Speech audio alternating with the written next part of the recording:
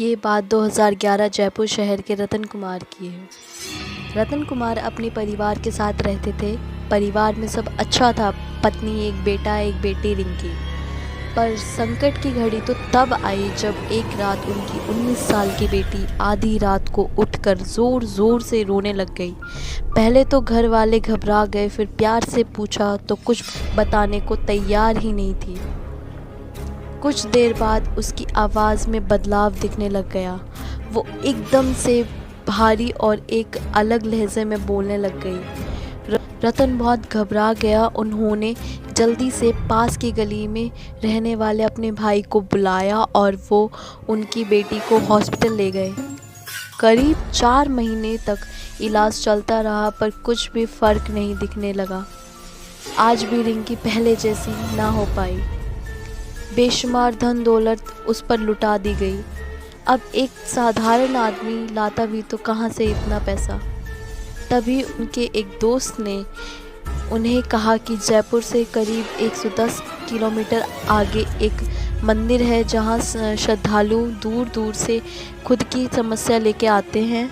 रतन को इन तांत्रिक टोटकों, भूत प्रेत, भगवान पर थोड़ा कम ही भरोसा था, बट हारा क्या ना करता। अपनी पत्नी और भाई की ज़िद के चलते वहाँ अपनी बेटी को लेके गया। देखने में पहले माहौल थोड़ा अजीब लगा, बट उसकी पत्नी के कहने पर रतन ने श्रद्धा बनाई रखी। करीब 3 दिन गुजरने के बाद रतन को भी उनकी बेटी रिंकी अब पहले जैसी लगने लगी। अब उनकी बेटी में डरावनी हंसी से पहले जैसी मुस्कान आने लगी। करीब 5 दिन बाद रतन और उसके परिवार को वापस भेज दिया गया और अब उसकी बेटी भी पहले जैसी हो गई थी और वो वापस खुशहाली से रहने लगे। अब हम बात करते हैं मेहंदीपुर धाम, या बोल सकते हैं मेहंदीपुर बालाजी की। राजस्थान की राजधानी जयपुर से करीब 110 किलोमीटर आगे अगर हम जाएंगे तो दौसा जिले में स्थित मेहंदीपुर बालाजी का मंदिर है। 2 पहाड़ियों के बीच स्थित इस मंदिर का आधा भाग करौली और आधा दौसा में है। यहाँ पर लोग बड़ी दूर दूर से आते हैं। कहा जाता है कि पागलपन, भूत प्रेत, टीवी जैसी बीमारियों का जहाँ डॉक्टर भी जवाब नहीं दे पाते हैं, तो लोग यहाँ इलाज के लिए आते हैं। देश के हज़ारों नहीं बल्कि लाखों लोगों का मानना है कि उनके या उनके किसी रिश्तेदार की बीमारी का समाधान उन्हें यहाँ पर मिला। ऐसा माना जाता है कि दुनिया में सब खत्म हो सकता है, पर एनर्जीज़ कभी ख़त्म नहीं हो होती। एनर्जी 2 तरह की होती है, नेगेटिव और पॉजिटिव।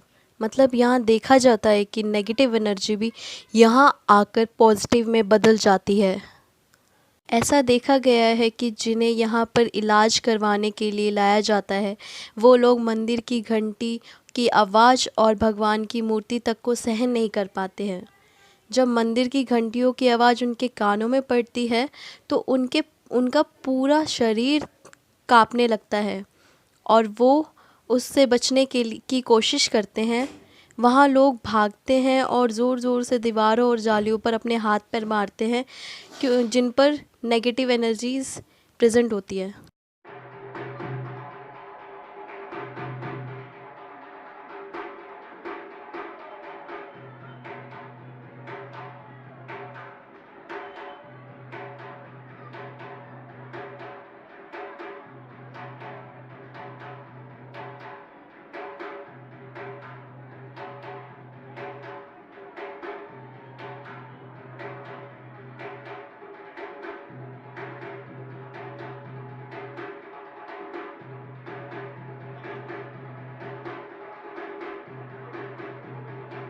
यहाँ पर शनिवार और मंगलवार को विशेष भीड़ देखी जाती है। यहाँ पर लोग अलग अलग प्रसाद चढ़ा के भगवान को खुश करते हैं। मेहंदीपुर बालाजी मंदिर का इतिहास 1000 साल पुराना है। यहाँ के पहले महंत यानी कि पुजारी जी, जिनका नाम गणेशपुरी महाराज है, जिन्हें लोग घंटे वाले बाबा के नाम से भी जानते हैं, कहा जाता है कि जब एक बार महंत जी ने सपना देखा कि भगवान ने उन्हें जंगल में एक जगह पूजा कर मंदिर बनाने को कहा, पर वो जगह जंगल के बीच थी जहाँ जंगली जानवर होते थे। पर महंत जी ने अपना कर्तव्य का पालन करा और वहाँ अर्चना पूजा शुरू करवा दी गई। अब वहाँ पर 3 देवता स्थापित हैं। अगर अभी की बात करें तो अभी वहाँ के महंत हैं श्री कुशालपुरी जी, जो कि मंदिर के सारे नियमों का पालन करते हैं और पौराणिक कथाएं और धार्मिक किताबें भी पढ़ते हैं। जाता है बाबा को मनाने के लिए, और यहाँ जो ऊपर कम्मा लगाता है उनकी मनोकामना पूर्ण की जाती है और बालाजी का जल यहीं पे मिलता है। यहाँ पर ज़्यादातर वही लोग आते हैं जिनको डॉक्टर ने जवाब दे दिया होता है और कहा जाता है कि वो एकदम सही होके जाते हैं। कहा जाता है कि यहाँ प्रेत आत्माओं की अदालत चलती है और उन्हें सज़ा भी मिलती है। इसकी शुरुआत बालाजी के प्रसाद ग्रहण करने से होती है, जिनको लेते ही पीड़ित का व्यवहार बदल जाता है और वो अपना सिर घुमाते घुमाते अजीब अजीब हरकतें भी करने लगते हैं। फिर इन लोगों को मंदिर के पीछे की पहाड़ी पे ले जाया जाता है, जहाँ प्रेतराज इन्हें सज़ा देते हैं, जहाँ जाकर इन्हें कोई छूता भी नहीं है, पर फिर भी ये लोग तड़पने लग जाते हैं।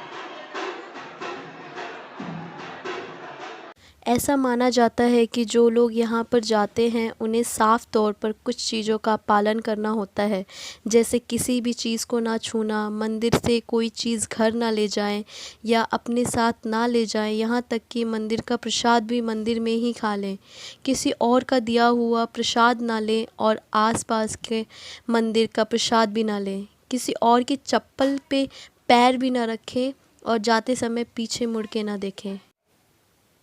अब इस किस्से कहानियों में कितनी सच्चाई है ये तो ना हम जानते हैं ना आप, बस यही देख सकते हैं कि दुनिया में कुछ अच्छा है तो कुछ बुरा भी होता है और बुरा है तो बुरे को दूर करने वाला भी होता है। Thank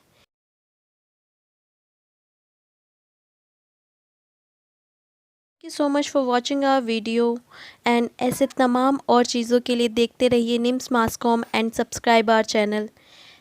thank you.